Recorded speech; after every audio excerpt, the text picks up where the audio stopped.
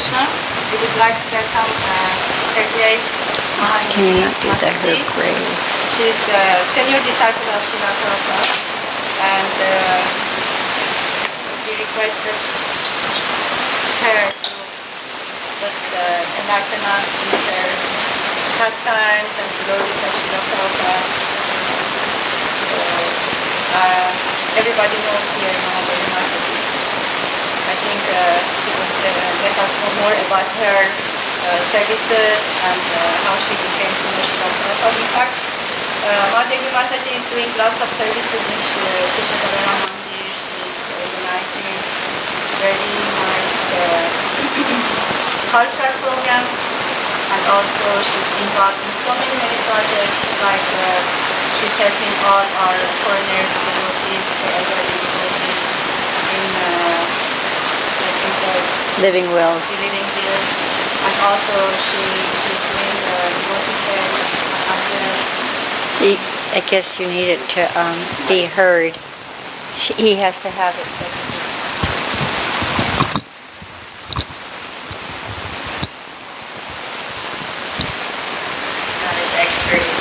So, Mahadevi Mataji is doing lots of services in Shri Krishna Balaram Mandir.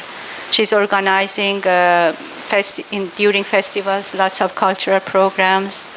She's involved in so many projects like living wills for the foreigner devotees. And I know that she's engaged with Brahmananda Prabhu. They are compiling Srila Prabhupada's letters which is 200 to Brahmananda Prabhu, 200 letters. In fact, she's doing this service with Gargamuni Prabhu, that Srila Prabhupada sent more than 200 letters to Brahmananda Prabhu. So they are compiling all these letters together, and she's editing for, I think, Dinabandhu Prabhu also. So she's doing lots of services. Maybe she can say when she's starting, then she can let us know more about her services. All glories to your services, Mahadevi Mataji, and thank you so much for coming to our Vaishnavi Sanga program today. Hare Krishna. Thank you, Kamala. Prabhu. Kamala is the one who's doing so much service, directing the Community Service Association. Oh, this is really a big garland. Wow. So nice. Kamala has to handle all the problems. She has to be expert at dealing with problems from all over the world. So many cultures. I don't know how to make it go up, Jagadish. Oh, I just figured it out. So, before we begin, I always like to offer our obeisances to Srila Prabhupada and to each other. Namo Vishnuvadaya Krishna Prastaya Bhutale Srimati Bhakti-Vedanta Swaminiti Namane Namaste Saraswati Devi Gauravani Pacharane Nirvasesha Sunyavadi Paskachadi Shatarne. And to each other, Vanchakalpatarubhyas cha Kripa Sindhubhyeva cha Patitanam Pavanebhyo Vaishnavebhyo Namo Namaha. Om Jnana-timirandasya Jnana Shalakaya Chakshun Militam Yena Tasmai Shri Gurave Namaha. So I've been asked to speak today a little bit, and many devotees in the last few days asked me to tell the story how I came to Krishna consciousness and a little bit about my life. 71 years old now, it's hard to believe. We joined Srila Prabhupada when we were in our 20s. Actually, I was 19, just playing hooky from University of Maryland. It was the birth of the hippie movement in those years, and we were all ditching class and going to do protests and going to jail. Lord Chaitanya was preparing us to go to jail when we were doing illegal places on Sankirtan. So I was born as an illegitimate child from an American soldier and an Irish nurse in 1952 in London. And in those years, in the 50s, there was a lot of military men marrying women from other countries around the world. And as a result, a lot of illegitimate children were born. And many of those children later became associated with Srila Prabhupada's movement by Prabhupada's mercy. So, and also what happened during the 50s and 60s, because of the fathers, our fathers having a lot of military training, there was a lot of abuse in those families, all different kinds of abuse. And the laws weren't so strict. In those years, the police would come and, it was called a domestic. And, but you see different devotees come, different people come to Krishna, and one of them is, we're not only looking for knowledge, but we're suffering. We're looking for something that will save us. And so I had thought, I'll just run away to the Catholic Church. I was raised as a Catholic. And but then I had many questions. They were always depicting God as this old man, remember? And there's many pictures of this old man in the clouds, and it always struck me as kind of funny that why is God old? And then also we weren't supposed to be eating meat in the Catholic religion during Lent and on Fridays. And I remember asking Father Kelly, so then why are we eating it on the other days? And they never had a clear answer. So as I was saying, that was the birth of the hippie movement, and many of us were in bands that were telling message songs about peace, songs about getting along with one another, songs about protesting the government, because at that time the draft was on. And so our classmates, our brothers, 17, 18 years old, were being forced to go to this Vietnam War and coming back with one arm, one leg. And many of the colleges and the students were protesting the government. And also the government, the teachers, even our parents, they were telling us, don't smoke, don't drink, but they themselves were doing these activities. So it's amazing to me how Krishna arranged for Prabhupada to come at the perfect time when we were all questioning society, questioning our parents, questioning the government. And Prabhupada came to us in an elderly form, a very beautiful, beautiful elderly form. And we all wanted someone elderly that we could trust. Someone, is that me? Because I turned down my phone. Oh, no.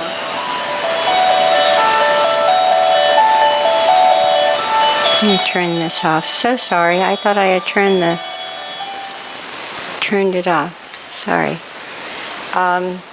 So we were all looking for someone that we could trust, someone that whatever they were saying, they were actually doing.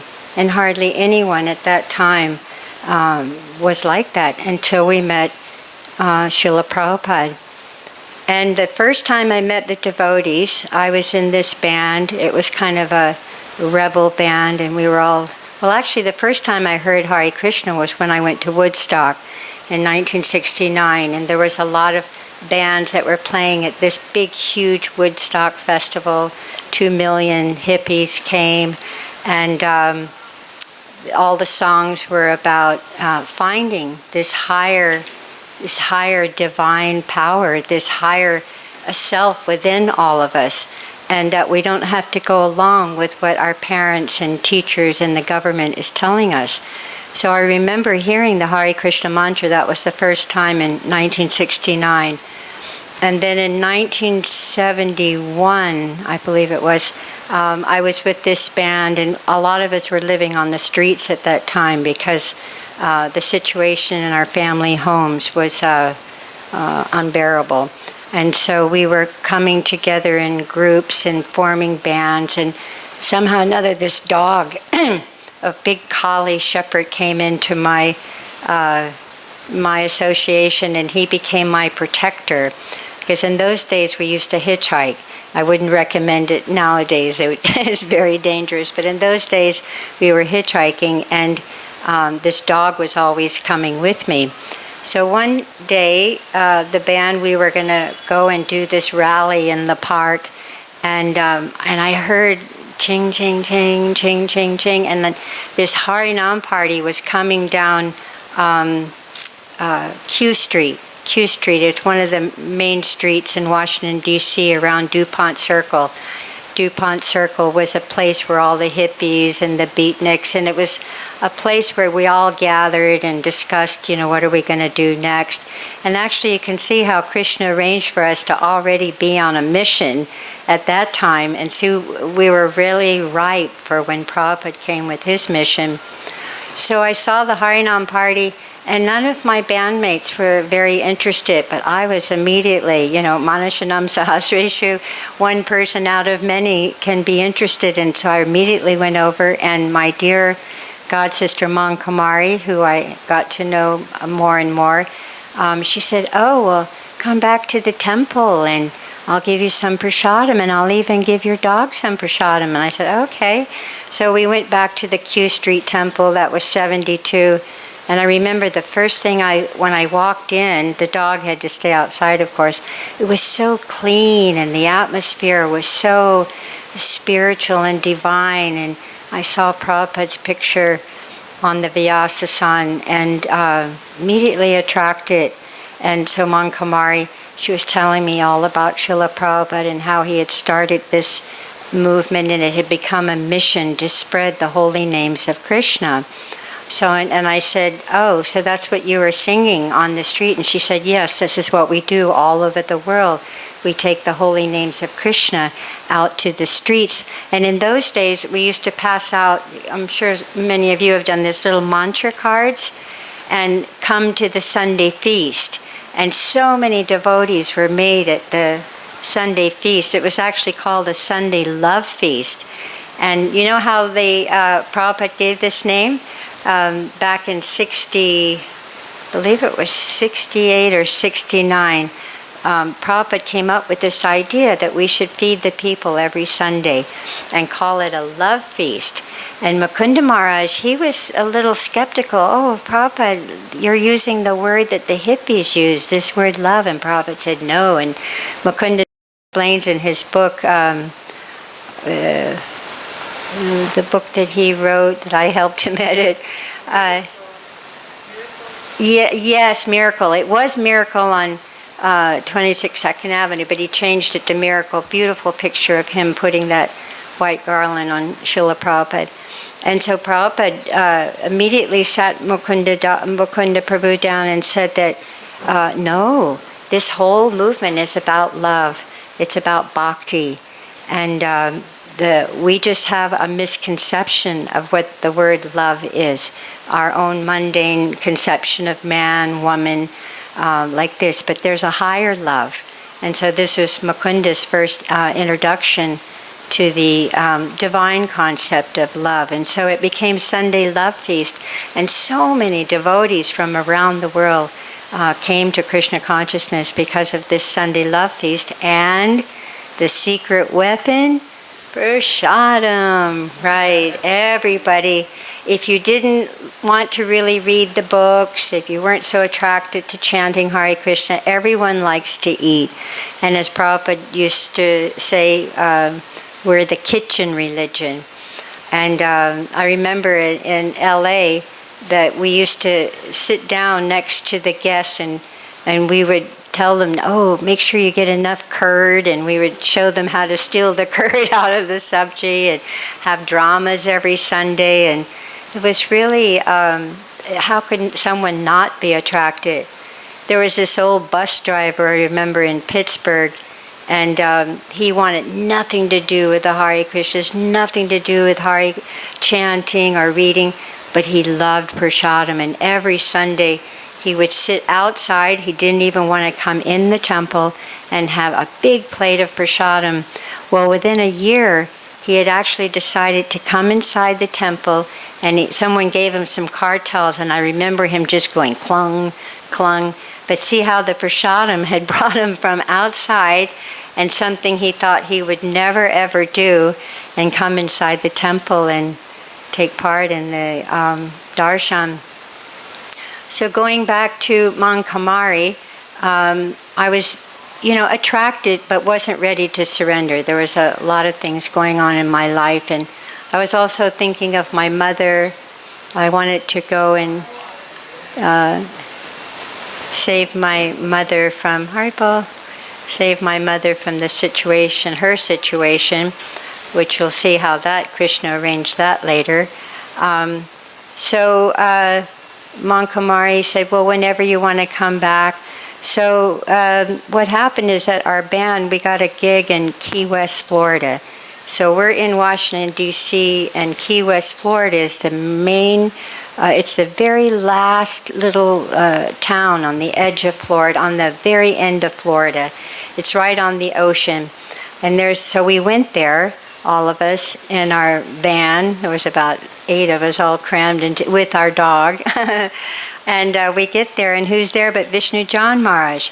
There used to be this program called Sunset in Key West, and the sun, when you're right on the edge of the ocean, the sun looks very huge, and it would go down very slowly, and then everybody would come out with their macrame or their baked goods or their oils, and a lot of artists would come, and there was Vishnu John Maharaj with the famous Radha Damodar lords, who of course are in Gita Nagari, who our dear Karta Mishra got the great honor of sewing for them for so many years. So, who could not be attracted to Radha Damodar? Radharani has these beautiful blue eyes, and Damodar is just so fetching. And so when the sun was going down, the sun was shining on Radharani's eyes. Vishnu John Maharaj is singing. They're passing out spiritual sky oils. So I just remember being totally enamored. And many, many devotees were sitting in front of Vishnu John Maharaj, and his voice was just from another world, celestial. And then for 2 weeks, he preached to me and my dog, Peace. Every day he would bring us to this big school bus. They used to take these Greyhound buses. I don't know if you know what a Greyhound bus is, anybody from the West. And they would gut out the bus and make it into a traveling temple. It was amazing. A beautiful kitchen was there, and then you had the temple room, and Radha Damodar had a beautiful altar, and then of course the driver had, and all the books were underneath. It was very cleverly designed. So Vishnu John Maharaj, I had a certain time I would come every day, and he was showing me Back to Godhead magazines and talking to me about Srila Prabhupada. And I said, I had the fortune of hearing about him in Washington, D.C. And so, he said, well, then this is Krishna's arrangement. That was one of our favorite, and still we do this today, but almost everything, Krishna's arrangement, Krishna. So I remember him saying, Krishna's arrangement. So he was telling me about this farm, New Vrindavan, and he said, it's very beautiful, and I bet someone like you who likes to be outside, I bet you would really like it. Green rolling hills, and it's very nice, and it's outside, and your dog would love it. So he convinced me somehow or another by Krishna's arrangement that to leave the band and to leave my life of going protesting against Vietnam War. He said, actually, I remember him telling me about that we're all on the battlefield of life. And of course, we've heard Srila Prabhupada speak like this also. So there's a bigger plan in the world besides just Vietnam. And so if you really want to help people, then join the Hare Krishna movement and take shelter of Srila Prabhupada. So the way that he described everything was so really touched my heart. And he convinced me, thank you. He convinced me somehow or another to hitchhike all the way from Key West, Florida to Moundsville, West Virginia, which is the little town right outside New Vrindavan, about 2,400 miles. And somehow or another, by Krishna's arrangement, I got all the rides there in these big 18-wheeler trucks, and arrived in this little town and jumped on the back of this truck with a bunch of hay in it. And they said they were going to this place, New Vrindavan. I said, oh, that's where I'm going. And my dog and me, we jumped in the back. And all of a sudden we get to this place in the middle of nowhere. And I was looking for the green rolling hills, but it was all mud and, people walking around in these boots and, like looking like farmers. And I was expecting kind of a resort or something. But then, lo and behold, Krishna's arrangement again, there was Mankamari, the first devotee I had met in Washington, D.C., and she went, Mary, and I went, oh, I forget your name. It's a long name. But we hugged, and she said, wow, this is amazing that you're here. And she sat me down and immediately gave prasadam to Peace, my dog, and gave prasadam to me. And so she said, well, if you're going to stay here for a while, then you're going to need something to do. And also, this is one of the first things she told me. I used to have long blonde hair and these flowy skirts. And she said, one of the first things that we take up in Krishna consciousness is shravanam, or hearing. So if you take your hair and you put it behind your ears and tie it in a ponytail, you'll be able to hear better. And I thought, well, yeah, that makes sense, and when we're young and we're on, and we're seeking, we'll just do almost anything if it makes sense. And so, and she was so enthusiastic. And that's what I remember most about devotees in the old days. Everyone was fired up and enthusiastic to share the message of Srila Prabhupada. So then she said, well, one of the things that we do here in New Vrindavan is we wash pots. And this kind of cleaning is different than maybe what you're used to. When we wash pots or we clean dishes, it's like cleaning our heart. And so, and of course I was immediately attracted to that. And I said, oh, well, where's the kitchen? I'd be more than happy. I was thinking a couple of pots, and I'd be done. And she takes me down into what was called later the pot dungeon. And it's down, down, down. And I'm like, oh my God. And I get down there and these huge pots with burnt sweet rice on the bottom. And so, and these steel wool patties that, had died like 2 years ago, and scrubbing, but she did it with me. That she didn't just tell me to go and do that. She did it with me, and she was so enthusiastic that I thought, wow, she must be really cleaning her heart. I need to step it up a little bit and scrub, and she didn't overdo it. I remember for maybe 20 minutes, half an hour, we scrubbed pots together, and I was like, oh, I'm so happy that's over with. But I hope my heart got cleaned. And she said, she says, I can tell you're kind of a dramatic kind of person. I said, yeah, I took drama in college and was in a lot of plays. And she said, so how would you like to read Krishna book to Radha Vrindavan Chandra? And when we read Krishna book out loud to Radha Vrindavan Chandra, we read with expression. And I thought, oh, okay, well, I'll give it a try.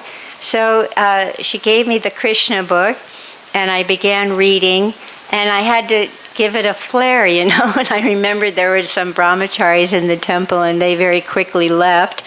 And my voice was, I guess, a little loud, but I felt like when I was looking at Radha Vrindavan Chandra and reading about them, I felt this connection that I had never, because in the Christian religion you're taught that this is idol worship, and many other religions too, but something about them, just like the same what had happened with Radha Damodar, there was something very divine energy that comes between the person and the form of the Lord's. So she let me read for like an hour. It was really wonderful, those two services. And then about a week later, we had formed this little party, and they said, oh, we bet Mary would be good out on Sankirtan. So we went to this parking lot in Wheeling, West Virginia, And somehow or another, Krishna's arrangement, I did about $50, and I was like really happy. And they said all the money goes into this one thing, and we give that, and that helps to take care of Radha Vrindavan Chandra and all the devotees. And I said, oh, well, that's great. And so we had formed this party, and there was about 20 of us actually at that time, 20 ladies. Oh yeah, what happened in between was that my dog Peace ran off with this other dog, Hari Bol. His name was Hari Bol. And so it was kind of Krishna's arrangement to give me this detachment from this dog who had been with me for many years. And somehow or another, even though we had been almost inseparable, she took off, and I guess her and Hari Bol went off preaching somewhere. So then we got together this large party, about 20 ladies, and there were 6 ladies to a van.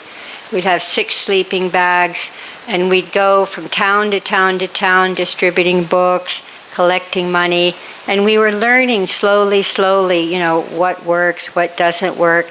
But I remember sneaking into college dorms to take a shower, or sometimes we'd find a pump in some farmer's field, and we would bathe that way, and eating was, whatever we could buy in the store. And we had a little altar in the front of the vans, and that's how we would offer our foods. Haribol Govinda.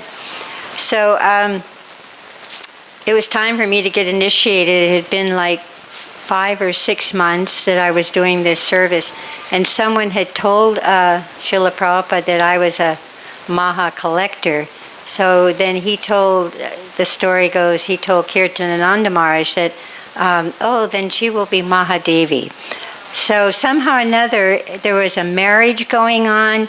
It was Lord Nrsingadev's Appearance Day, 1975, and there was something else going too, and I got first and second at the same time, because all of us ladies in the van, we all needed to know how to say Gayatri and make an offering like that. And we were worshiping the Srimad Bhagavatam. That was our deity. We had a Bhagavatam 1:1 right there on the console. So then I felt I got initiated by letter. I didn't see Srila Prabhupada. I only saw Srila Prabhupada 3 times. The first time we were distributing books in 1975, 76 in O'Hare Airport. It's one of the biggest airports in the world in Chicago. So we had a really good spot. Nowadays they don't let you do that anymore because of the whole terrorist thing. But then we were able to just go through the airports very freely and give out books. So Prabhupada went through O'Hare Airport many times. So we were in the front there in the middle, and we were all distributing books, and we knew that Prabhupada was coming through, and we all wanted to go over because he was going to be in this little side room just for a few moments. And but then our Sankirtan leader had told us, no, keep distributing books. Prabhupada would prefer to see you distributing books instead of running over. And I remember thinking, no, really want to go over and see Prabhupada. But we were trained to follow our authority and do what our authority says. And by that way, we were pleasing Prabhupada if we followed our authority. So we were all distributing books. And then Prabhupada comes in. And we were just all had our, and it was from here, I was thinking how far, maybe to that picture of Radhe Shyam. And so we were told to keep going, not to stand there and stare at Srila Prabhupada. I mean, but how could you not? It was my first time seeing him in the real. And so, but I also wanted to do what I felt would please him. So we were distributing the books. And then all of us, he was about ready to walk off. And then he held up his cane really high. And he went like this to all of us. And we all hit the floor right there in the middle of thousands of people all going around us. And I remember we were all just like tears flowing from our eyes. And what struck me when I first saw Srila Prabhupada, his physical stature is only maybe like 5'2". Has a short physical stature. And there was a couple of men with him that were taller, but he seemed so big. He seemed like he was taking over the entire area of the airport at that time. And because our authorities and Kirtanananda Swami at that time told us that it really pleases Srila Prabhupada to distribute his books, so that day we decided that we would stay out till 9 at night, and each of us, I think, did 100 Bhagavatams that day. And then the second time I saw Srila Prabhupada, by that time we had been going all over the country, doing Las Vegas casinos, the Super Bowl, Kentucky Derby, Indianapolis 500, wherever there were hundreds and thousands of people. You could stay out all day, and most of us were bringing back $600 to $1,000 a day, and that was going to the BBT, construction of Vrindavan, and the construction of Mayapur. So we felt very honored that we could give the money. And in those days, just everything was for Prabhupada. We would never think of taking a penny, right, from our collect or anything. We always felt guilty if we had to spend money. So most of us in those days were trained to everything belongs to Prabhupada and Krishna. Everything we do is meant to be for Prabhupada and Krishna's pleasure. So we had been distributing for about 5 years, and unfortunately, it is part of our ISKCON history and shouldn't be swept under the rug. But at that time on those parties, there was probably about 15 parties on the East Coast and the West Coast, and there was usually one man who was in charge of maybe 10, 15 women, and there was a lot of abuse going on. And it was very bewildering because on one hand, we wanted to please Srila Prabhupada, but we were very young at that time. We were in our 20s. So to be physically and sexually abused by a devotee, what to speak of our godbrother, it was very confusing and bewildering. And we can, deepen our compassion for those devotees who have gone through different things like this in our movement, and be kind to each other, because we don't know what each other has gone through. So it never hurts any of us to be a little extra kind to someone. So it came to a point where I thought, Prabhupada, in my heart I was saying, I just can't take this anymore. I want to continue distributing books and serving your movement, but this has just gotten to be too much. So then Prabhupada, it's okay. Prabhupada came to New Vrindavan, and we were all wondering why doesn't Prabhupada know? We had written him letters, and then we found out later all of our letters had been thrown in the trash. And so Prabhupada came, and he sat on the Vyasasan, and he specifically requested his Sankirtan women to line up and to get a cookie from him. So there's about 25 of us at that time, and we were all lined up. And I was thinking, oh no, Prabhupada, he can read my mind. He knows I want a bloop. That was the word back in the day, bloop. And I thought, oh no, he's going to read my heart, and he's going to know I want to leave him, but I really don't. And so it was my turn, and then it got to be my turn. And I remember somebody kind of gently pushing me forward, and I just remember seeing Prabhupada's feet. I just couldn't look up at his face because I was just too emotional. And Prabhupada placed the cookie in my hand, and from within my heart, very distinctly, I remember Prabhupada saying to me, I am always with you. Do not be fearful. And those two sentences have carried me through a lifetime of different struggles and problems and difficulties. I am always with you. Do not be fearful.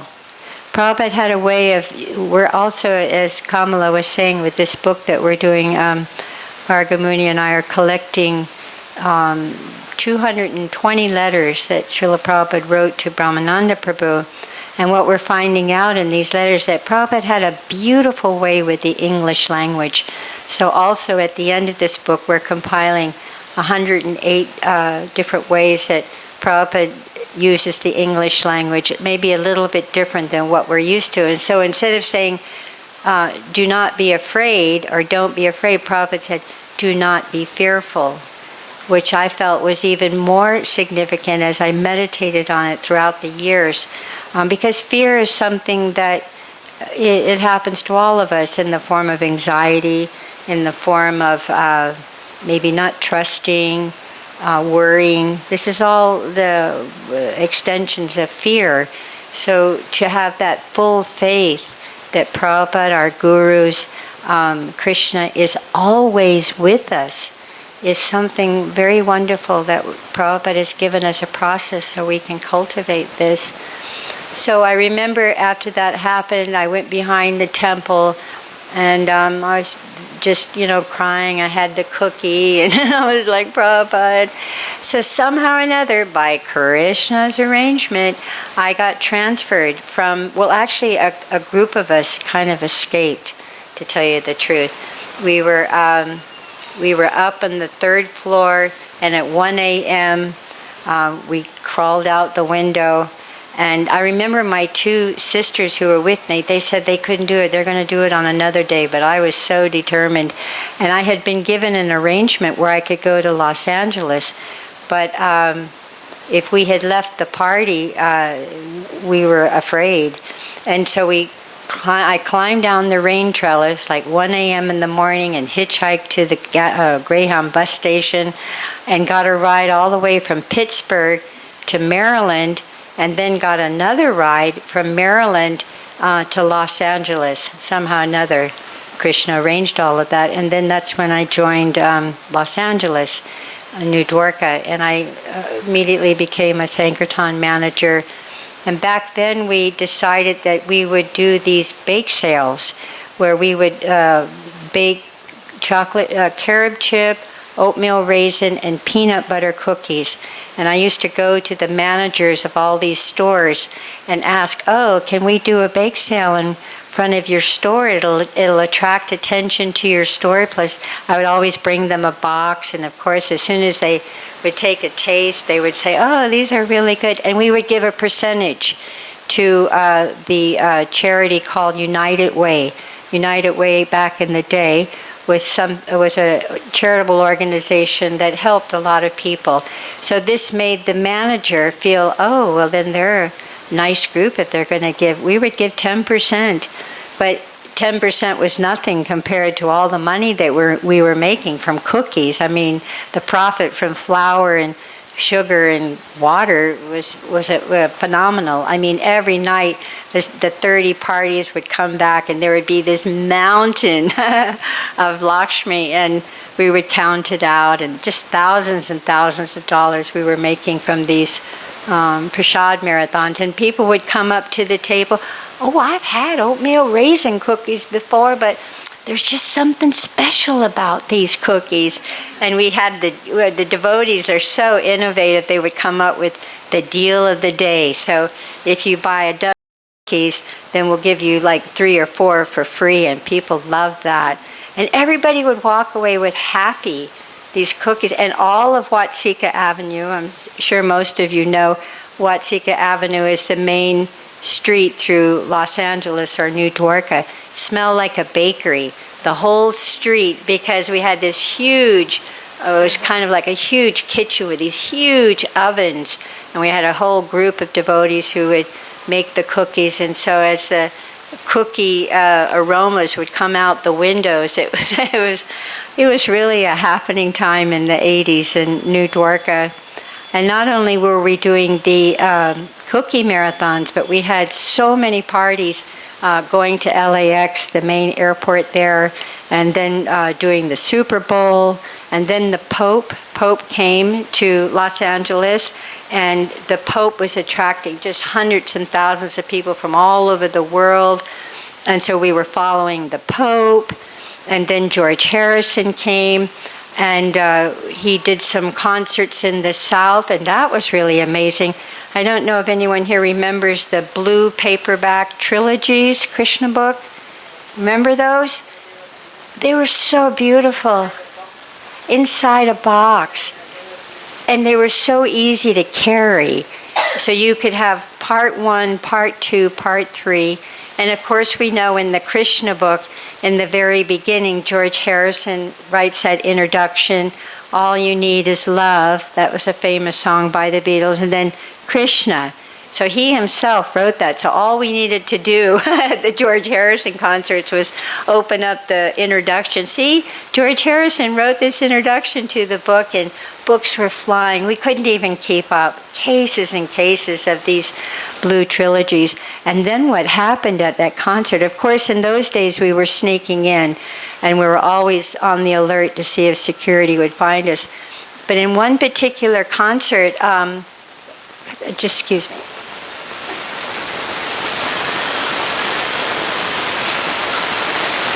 One particular concert, someone threw one of the Krishna books on the stage. I'll never forget it. And George Harrison used to wear like this white outfit. He was famous for it. And you could very clearly see his neck beads.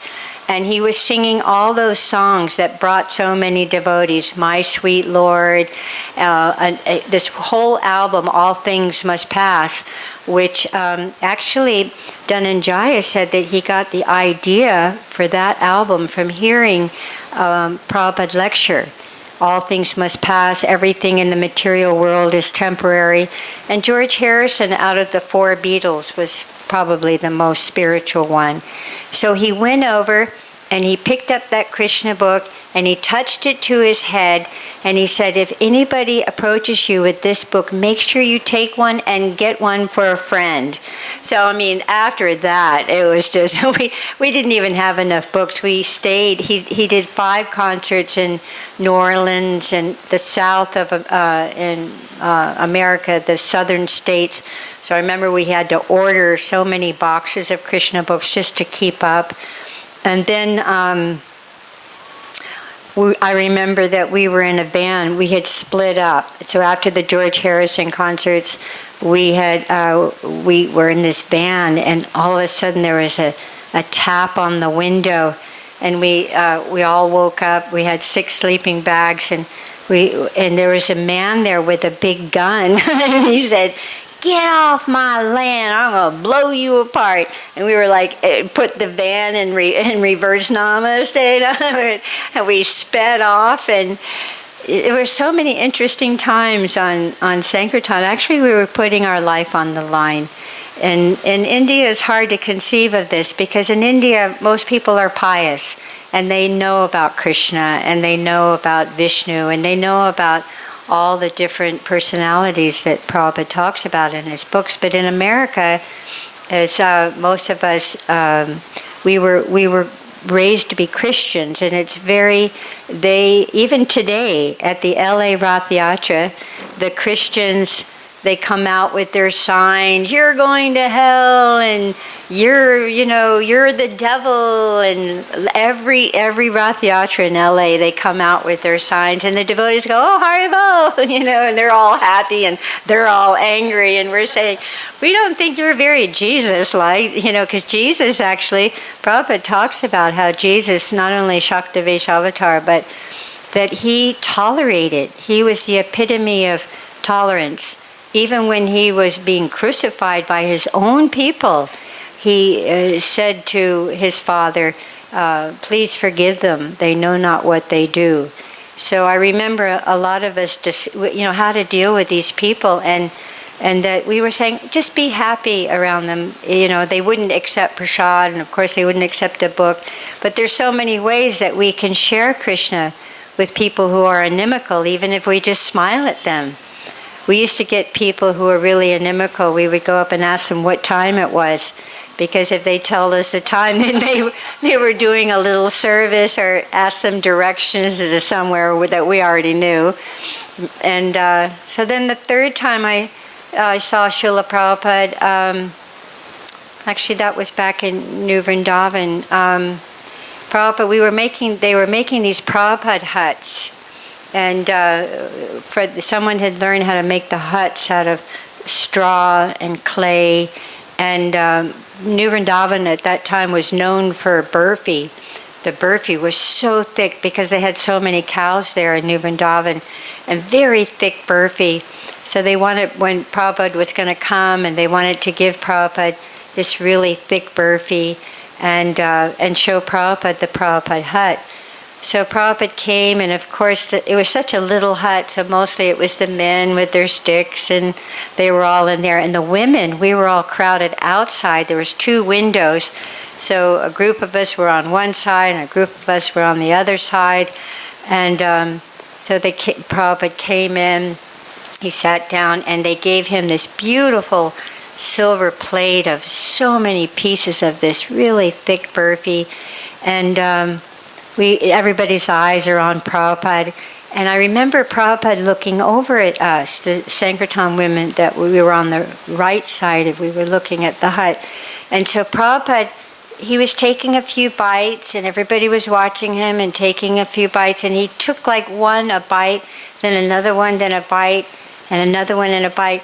And then he said he got a little, like a little plate or something. I don't know where he got that from.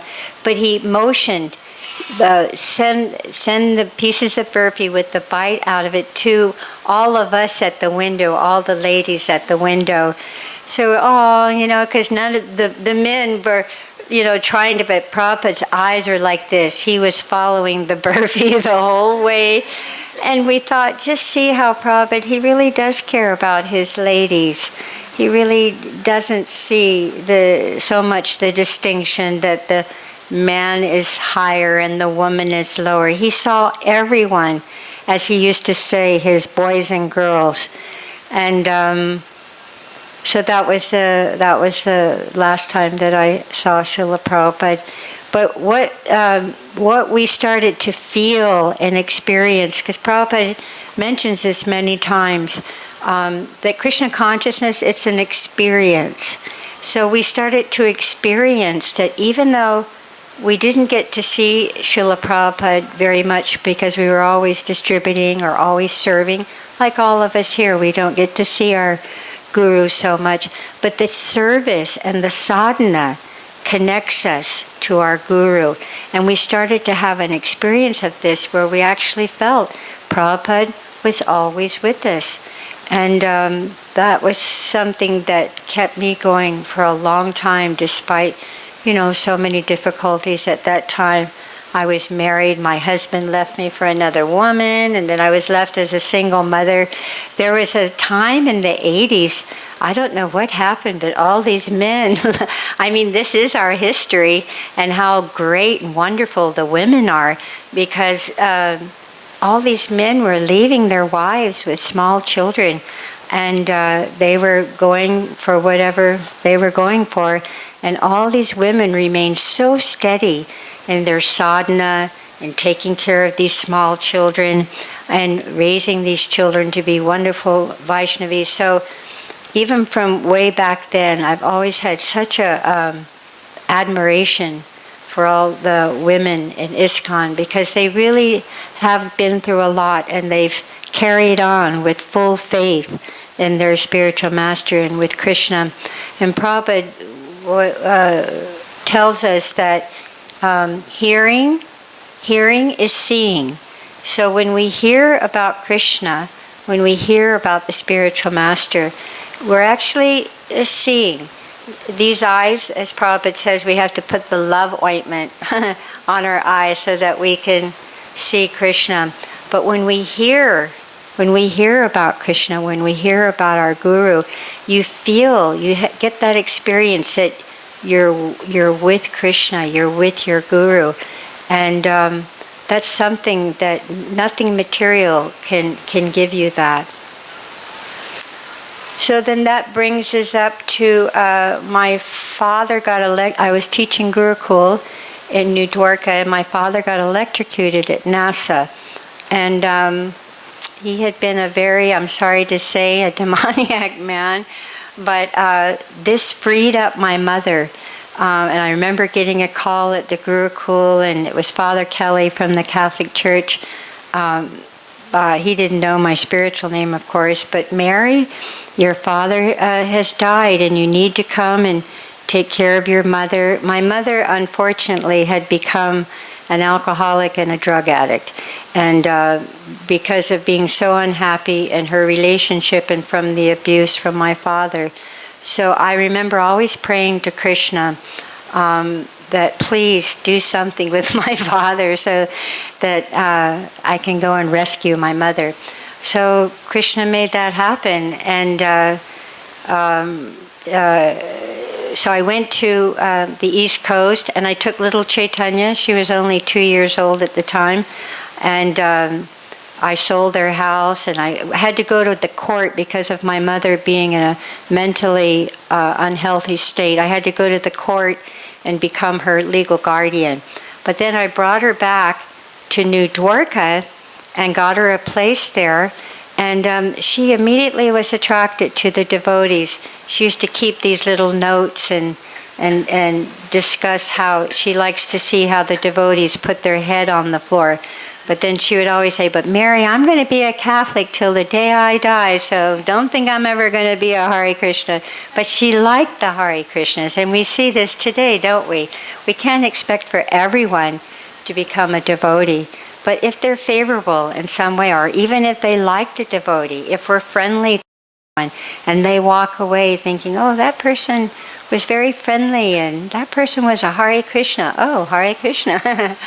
So my mother, unbeknownst to me, although I was visiting her every day, I didn't know that she was getting the pizza guy to deliver her booze, her vodka. And then one time I opened up her closet door and all these bottles came flying. I went, what? What's going on?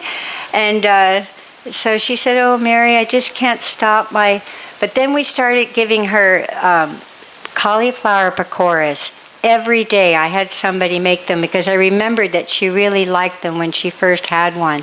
So every day this devotee would come and give her 4 or 5 cauliflower pakoras. And in those days, everything was cooked in ghee. Unfortunately, it's not like that today, but everything was cooked in ghee, and they were making these cauliflower pakoras that were like the size of golf balls and really crunchy. And Prabhupada used to say if someone eats savories cooked in ghee, it'll take their taste away for alcohol and meat. Alcohol and meat many times go together. So by Krishna's arrangement, by eating, she eventually gave up the alcohol and she gave up the drugs, and she started coming to the temple. And her health was going down. Her health was going down because 30 years drinking hardcore alcohol and smoking. She was a 2-pack-a-day smoker, and I mean, after a while, it takes its toll on the body. So I remember asking Krishna and Balaram, oh, please, can I bring her to Vrindavan? So somehow or another, because I was her legal guardian, I moved her to Florida, where I had gotten transferred to teach in a Gurukul there, and her health was still going down. So in 2001, after 9/11, which was really amazing, we went to the court, and I had an attorney, and he was a born-again Christian, and I thought, oh no, he's never going to let me take her to Vrindavan. But I had done my homework, and I had gotten a lot of information about the hospitals, MVT. I had arranged a wonderful place in MVT for her to come to. And somehow or another, the reports from the doctors, we had quite a big file, and the judge kept reading over and over again. He said, each doctor is saying, if the mother is with the daughter, she will be fine. The daughter is taking such nice care of the mother, and the mother seems to be getting happy.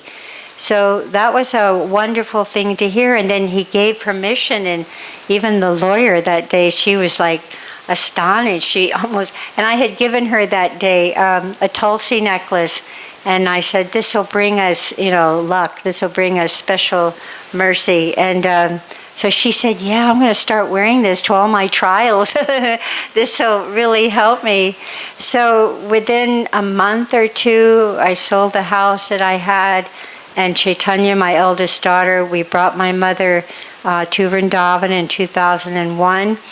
And within 13 days during Kartik, on the day that Jugala Kishore, where all the Brijabasis do Prikrama, Mathura, and Vrindavan, my mother left her body in my arms right there in MVT, Prabhupada chanting Hare Krishna. And it was just totally amazing how a 30-year alcoholic, drug addict, had been through everything and everything, went to jail so many times, mental hospitals. I mean, she had a very suffering life. And here, at the fag end of her life, as Srila Prabhupada says, Prabhupada's mercy, Lord Chaitanya's mercy, brought a person like this because of, our association. We're bringing our family members to Prabhupada's lotus feet, and she left her body, and we carried her body. I remember Dhananjaya and Dinabandhu and Narayamananda from Bombay. So many of my godbrothers and sisters, we were carrying her body all over Vrindavan, and even the Brijabasis were standing, and I was thinking, this is amazing, that if they had known who she was back in America, they wouldn't be standing, but because she left her body in Vrindavan, she couldn't be an ordinary person. And then she was cremated by the side of Jamuna, and it was just very, very glorious. And so from that time, I decided that I would I asked Krishna Balaram and Prabhupada if I could just serve out the rest of my life in Vrindavan and serving Prabhupada's mission here with ISKCON Vrindavan. But even after my mother left, Braj Bihari, his mother also, Braj Bihari was a director at our school, the Gurukula. His mother happened to be in MVT at the same time, and she didn't know who she was.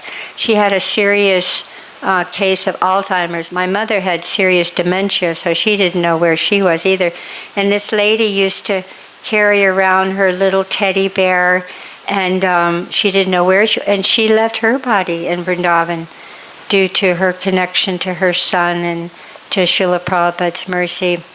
So we never know who we're talking to at the temple, or we could be at the market or whatever, whoever we're talking to. If we can, I always carry little books. I brought this because I wanted to share something with you, but this little book, I usually carry like 4 or 5 of these little reservoir pleasures, because you just never know when you can, and it's so little, and people just love looking at this picture of Krishna. So I was telling my dear friend Priya that we, in the Christian religion, they would teach us that, as I was mentioning before, that God was an old man somewhere in the sky. And I remember when the devotees, I first got this book and they said, "Oh, this is God." And I was like, "Really?" I was like, "Oh, he's so beautiful." And they were telling me how he's ever fresh and he's beautiful and he's young all the time and he knows everything. And I was saying, now this makes sense, that the Lord is very beautiful. So this is one of my very favorite books that I keep with me. And I wanted to share with you something very wonderful. We can pass this around, and I thought maybe we could read from it. This is Prabhupada's first Srimad Bhagavatam that some of my sisters and brothers gifted me in America. You can see that the publishing date is 1962, and this is the first volume of Srimad Bhagavatam that Prabhupada completed, and you can see published by the League of Devotees. And actually, Gargamuni and I were talking about this the other day, that when Prabhupada came up with the League of Devotees, there really wasn't a league, it was just him. But he had this vision, just like we hear that story of when he was in Tompkins Square Park and he's talking to the old man on the bench. "Oh, I am seeing temples all over the world and people coming from so many countries." And we wonder whatever happened to that man. And he had a vision. So at the League of Devotees, Vrindavan in Delhi. So I thought maybe we could, just so that you don't have to hear me talking the whole time, I put some little marks here. If we want to pass this around, Jagadish, and we can just read a paragraph or so out of this. You'll hear how the language is so beautiful that Prabhupada uses. You can start there. Here. The Lord then started for Puri, visiting many important places on the way. I'll hold it for you. Okay. The Lord then started for Puri, visiting many important places on the way. He visited the temple of Gopinathji, who had stolen condensed milk for his devotees, Srila Madhavendra Puri. Since then, deity Gopinathji is well known as Kirchora Gopinath. The Lord relished the history of stealing by Gopinathji with great pleasure. The propensity of stealing is there even in the absolute consciousness, but because such propensity is exhibited by the absolute, it loses its perverted nature and thus become worshipable even by Lord Chaitanya on the absolute consideration of the Lord and his stealing propensity as one and identical. The interesting history is vividly explained in the Chaitanya Charitamrita by Krishnadas Kaviraj Goswami. You see, even 1962. So there was it's a little. I was looking at the time. Didn't realize it was so late. What was I going to? Oh yes, we were discussing the other day that most people understand. Most devotees understand that Prabhupada was writing the Bhagavatam in his sacred rooms at Radha Damodar, but actually Prabhupada was traveling quite extensively back and forth from Vrindavan to a place called Chippiwada, right? Which ISKCON owns that land now, and spending so much time with the paper. And actually there was these old Russian newsletters, and Prabhupada was writing notes on the back of these newsletters because he didn't want to waste paper. And so he was spending a lot of time watching how the books are printed, making sure it's the right kind of paper and it was all typeset properly. So I was thinking we would have some time to read this, but maybe not. But we can pass it around and you can take a look at it. I did want to spend a little time, if it's okay with everyone, just because when I think about how Srila Prabhupada has given us so much knowledge about how wonderful Krishna is. And in fact, one of the chapters in Krishna book is Wonderful Krishna. And in that particular chapter, it talks all about the different ways that Krishna has killed the different demons and how he enamored Mother Yashoda. And so when we think about this kind of detailed knowledge that Prabhupada has given us about Krishna, that can lift us up. Some days we might be having difficulties, some days we might be having special challenges, especially in Vrindavan. We seem to get an extra dose here. But when we really focus on what Srila Prabhupada has given us, then we can meditate on that gratitude.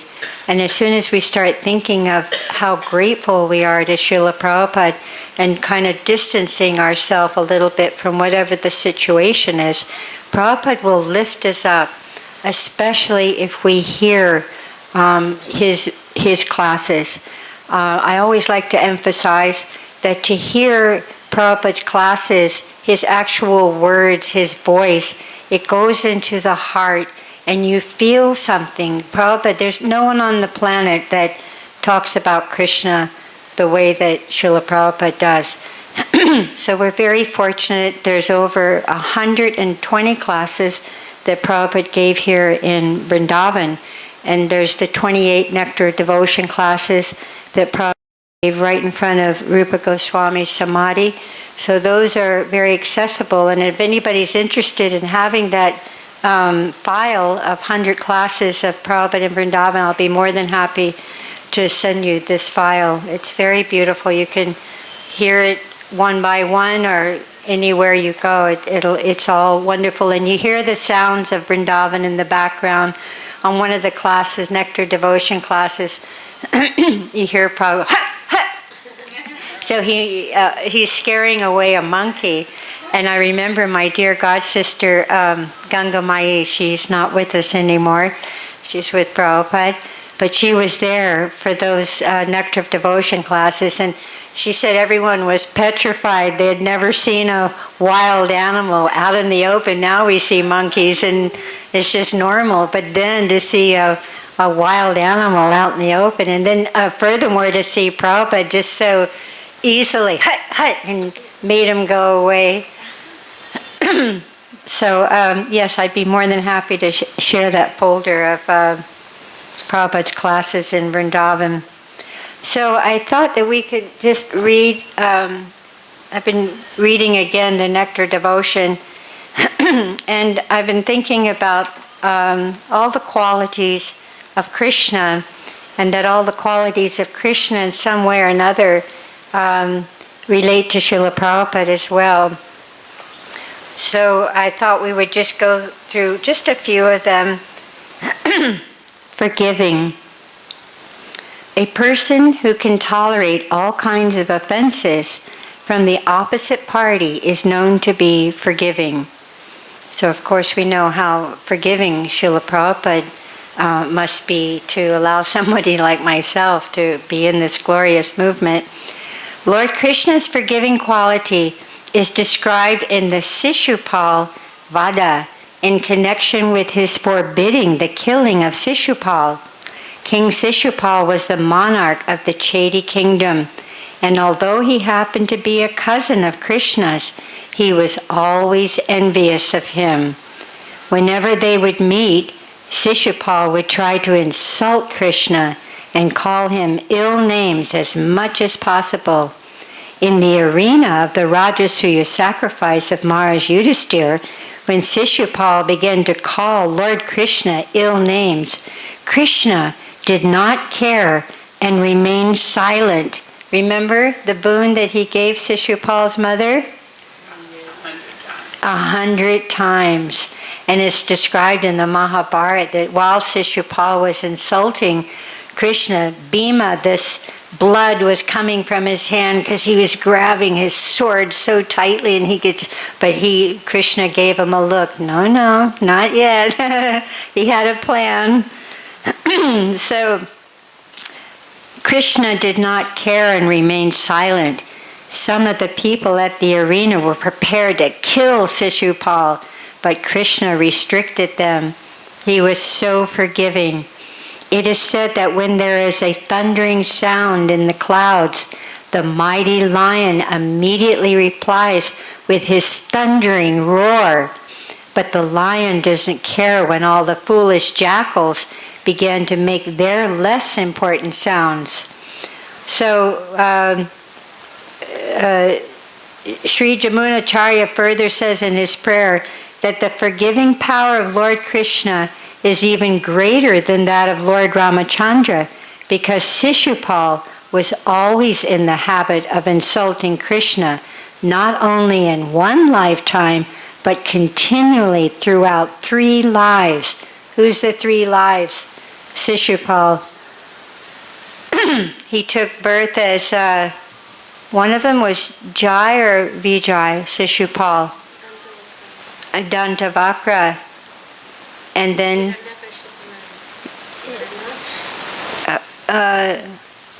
no, we need to do our homework, all of us. Okay, that'll be our homework for the next time, Kamala.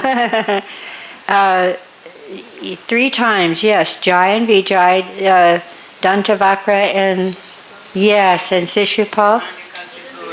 Yes. So you can see that he took birth as 3 demons, basically, because he had been given that boon, right? Either 7 times or 3 times, and he wanted to come back very quickly, so he chose the 3 times. So Krishna was so kind that he gave Sishupal the salvation of merging into his existence. From this, we can understand that the goal of the monist is to merge into the effulgence of the Supreme is not a very difficult problem. Persons like Sishupal, who are constantly inimical to Krishna, can also get this liberation.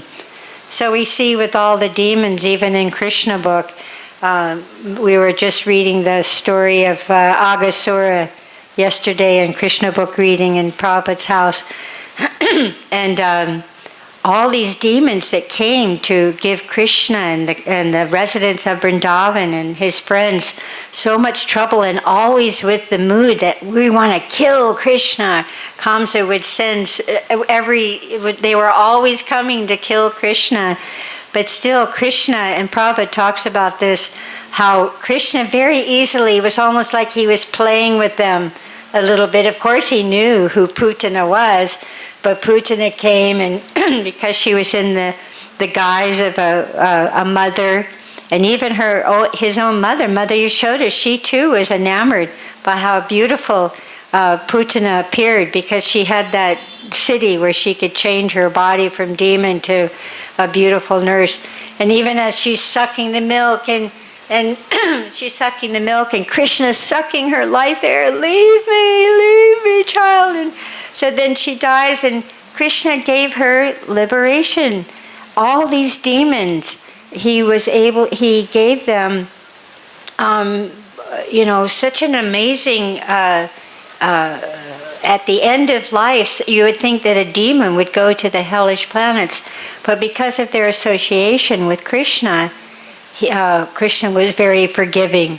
I was just thinking, as I was telling that, I was just thinking about this story that Prabhupada talks about.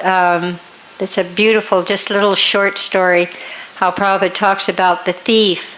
You've heard this story, how Prabhupada tells about the thief going to Vrindavan. The story is, it's a very short story, how there was a Bhagavad speaker, and he came to this village. And so he was talking about what Krishna looked like and what Krishna does. And there happened to be a thief in the assembly. It's a very beautiful story. Prabhupada tells about 25 of these little short, humorous stories. So the Bhagavad speaker was saying, and Krishna, he has so many jewels, and he just goes to the forest every day to take care of the cows. And the thief was thinking, I could just go to that forest and I could just take his jewels. He'll be in the forest and nobody will see, and I'll become a millionaire overnight. And Prabhupada's chuckling in the background. So Prabhupada talks about how this thief was so focused, had to see Krishna. He just had to go and see Krishna, even though he wanted to steal from Krishna. Prabhupada says he wanted to plunder the jewels from Krishna. But because of this focus and this enthusiasm of having to see Krishna, he went to Vrindavan and he saw Krishna. And so Prabhupada, then he plays the part of Krishna and the thief and a little bit of Mother Yashoda. Prabhupada would take on the parts of a story many times. So then he talks about how the thief found Krishna, and he said, "Oh, Krishna, you're such a beautiful little boy and you have so many jewels. You please give me some of your jewels." And then Prabhupada's acting out Krishna, no, my mother, she would become very disturbed. And so, but you can just stay with us. You just stay with us, and maybe at a later time. So this thief ended up staying with Krishna, and of course getting purified, or as we used to say, Krishnized. And so at a later time, Krishna decided he would offer his jewels to the thief. "Oh, you want some of my jewels now?" And because Prabhupada said he had become devotee, the way Prabhupada says that, devotee. So he didn't want the jewels anymore. He just wanted to be around Krishna. So Prabhupada talks about the importance of association, that we're so blessed to be in the association of devotees. You go outside, if you go to Delhi, you go here or there, and you hardly ever see a devotee. And we should always remember this when we're associating with one another, what a rare opportunity it is to be in the association of devotees. And we can see that simply by this verse, 10:14:8, Tate nukampam sushameka. Do you know it by heart? I'm trying to learn it. Here. Can you look up somebody 10:14:8? I thought we could all just sing it together. Such a beautiful verse. Let's see if I can do it real quick. Let's see.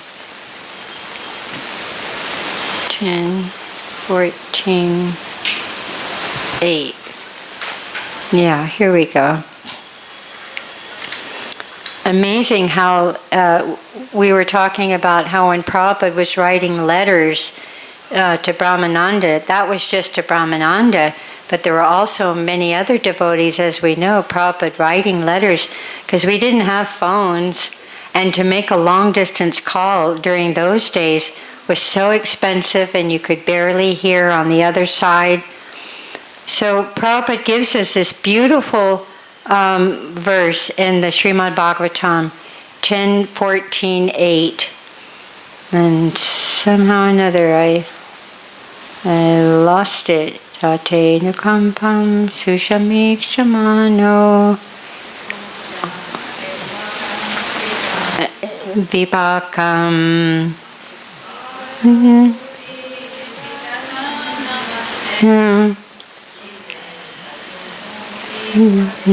Dayabaka. I remember that.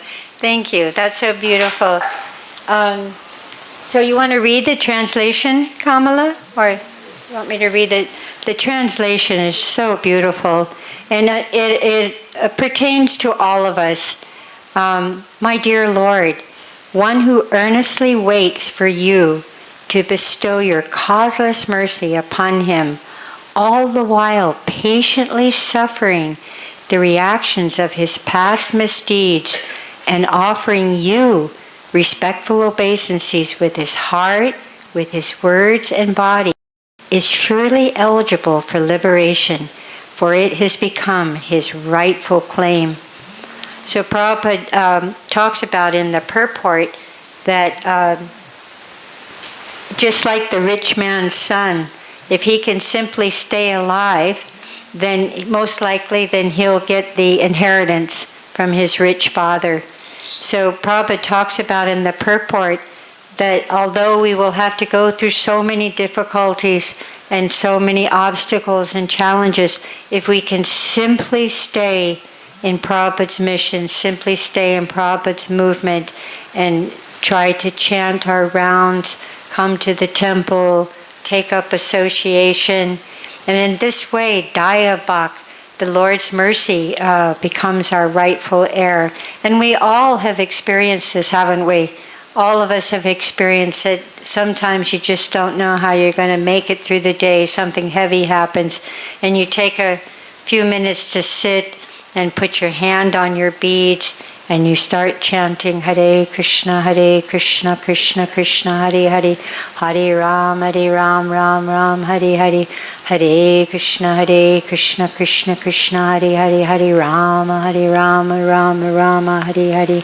And if we keep going, then that mercy, we start to feel a little lifted from whatever the heavy weight that sometimes we carry on our shoulder. And as women, we carry a lot of extra pressures, either being a mother or having to do so many things that possibly the men folk don't have to do. But the Prabhupada used to say that that being a woman, there's actually an advantage, because a woman will very easily put her head to the floor. She will very easily put her head to the floor, and she has a very soft and a very forgiving nature, as we were just talking about. Oh, there's so much. I could go on and on, but I see the time is coming to a close. Maybe we'll read one more of the qualities of Krishna. This is in Nectar Devotion. I was thinking we could start a reading circle again. My dear Anuradha and I, we were reading Nectar Devotion for a while, but somehow or another it didn't continue. But we could all meet together, maybe twice a month, and we could read together. This is actually becoming a common thing in the material world. They take some mundane book and they meet in the library or they meet in somebody's house, and they very faithfully they'll meet together and read these books. I have a god sister, godbrother Nalini Kanta and Ratneshwari. They started a reading group in Alachua, which is a temple, one of our large temples in America. They started it 15 years ago, and it started out with just 2 people. It was just 2 people, and then the next week, they do it once a week.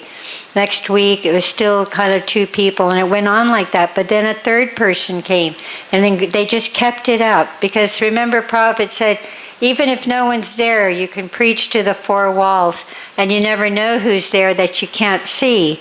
So they had that kind of faith that reading Srila Prabhupada's books out loud, that it would attract other people. And now they have about 30 devotees that meet together once a week, no matter what they're doing. They come and they've been through Nectar of Devotion, Krishna book.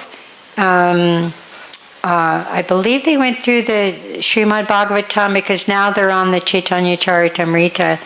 And they do what we do in Krishna book reading. They just pass the book around. No one talks. Everyone's phone is off. And there's no purporting. They just read what Prabhupada has written for 1 hour. And then if devotees want to stay afterwards, to discuss what they read, or maybe some questions and maybe a little prasad. But the main thing is just to hear from Srila Prabhupada together in the association of devotees. So Daya Bhak, that mercy, we're always, just like Prabhupada was saying in a class today, that by the mercy of my spiritual master, I was able to come in contact with Krishna. You hear when Prabhupada speaks, he always says we, isn't it? He always says we. I'm always stunned when I hear that. Prabhupada, you're not part of we. But he always says we out of his deep humility. And he always gives credit to his spiritual master. So that's a nice example for all of us. And most of you, I know from meeting all of you, you always talk about your spiritual master. And this is very wonderful to keep this disciplic succession going. And it all comes back to glorifying Prabhupada, glorifying Bhaktisiddhanta Saraswati, Srila Bhaktivinoda Thakur, the 6 Goswamis, and the whole disciplic succession right up to Krishna himself, so that we're connected to this long line of acharyas. What fortune, what mercy. And just thinking about that mercy sometimes can help us to make the next step if we're in some difficult situation. So I'll just close now, and if anybody wants to discuss something. Daivi Shakti said I should ask for questions and answers at the end, but I'm not so qualified to answer, but I can try if you have any questions. Oh, I have a little gift. Because I've been meditating on gratitude recently. Even in the material world, they say if you're having a difficult time, that just think of one thing that you're grateful for, like the sun, or the bird who's singing outside your window, or somebody who was kind to you. So sometimes just little, by counting your blessings is what we call it. This can also help you get through a difficult day. So I have these little cards, and I'd like to give one to each of you. You can take a card and a little envelope, and I'd like to request each of you to write a little thank you to somebody, to a devotee, somebody who's done something nice for you, or maybe someone who hasn't done something nice for you.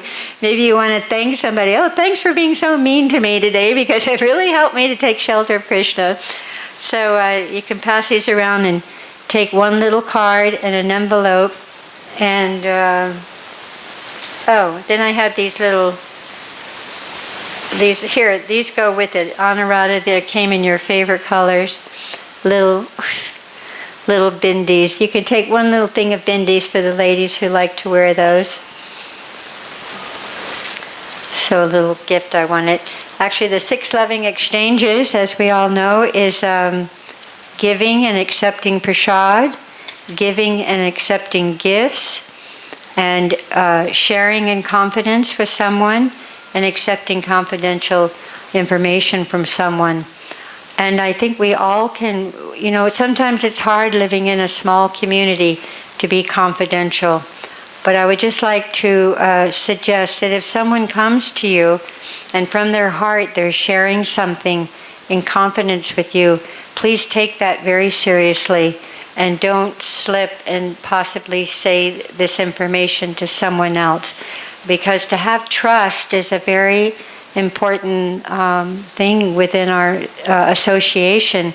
And sometimes it takes a devotee maybe a long time to share something that's been disturbing. And so if they choose you to share that confidential information, please keep that in confidence, because it is one of the 6 loving exchanges. Anuradha wants to take all the bindis. She's going to come tomorrow with all the bindis like gopi dots to Mangal Arati. And my Anuradha. I was just looking at it. So, thank you, everyone, for allowing me to come. And I could go on and on about Srila Prabhupada and on about how wonderful the devotees are. Every day, if we can take the opportunity to serve a fellow Vaishnavi, we can serve another Vaishnavi. It's a great blessing to be able to be allowed to do that. If we have in our mind that we get to instead of we have to, it changes the whole paradigm.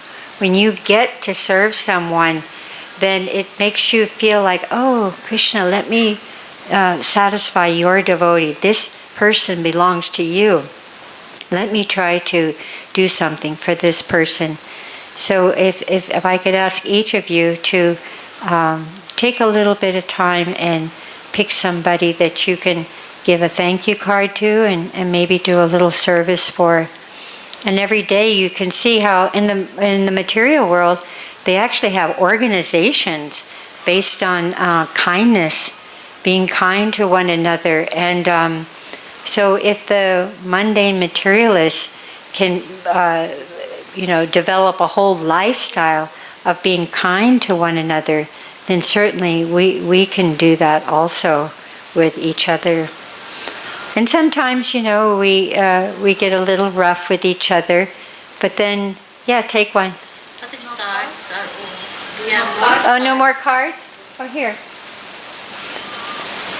Sometimes, we lose it and we get maybe angry with somebody or like that. And that's, we don't need to beat ourselves up. But we go back to that person, right?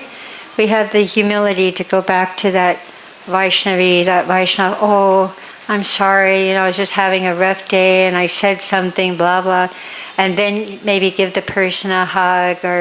And you'll see that because the heart of the Vaishnavi is so soft and so forgiving and so wonderful, immediately it goes away.